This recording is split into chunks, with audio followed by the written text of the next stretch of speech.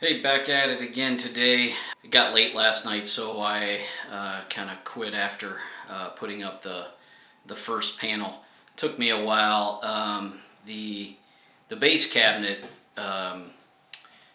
gave me all kinds of fits yesterday. So the issue is that whenever they put the linoleum down, um, it was going over top of, I guess, a previous flooring, and so they put a piece of half-inch plywood all around.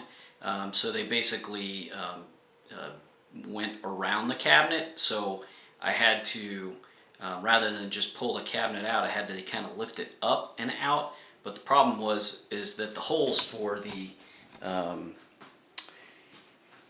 sewer and shutoff valves were in the way, so I had to lift up, but it was just really difficult to try to get them out of there, lifting up and then out. I got it out, and I actually ended up building up the floor of the base cabinet. I put a couple pieces of half-inch plywood just to raise the cabinet up so that I don't have to deal with that anymore. I'm planning on making a frame for the mirror, and then I can go ahead and do the paneling for here and here and then the rest of this. And then try to finish the paneling over here today. So that's my goal for today. So let's go ahead and get to work and follow along. All right.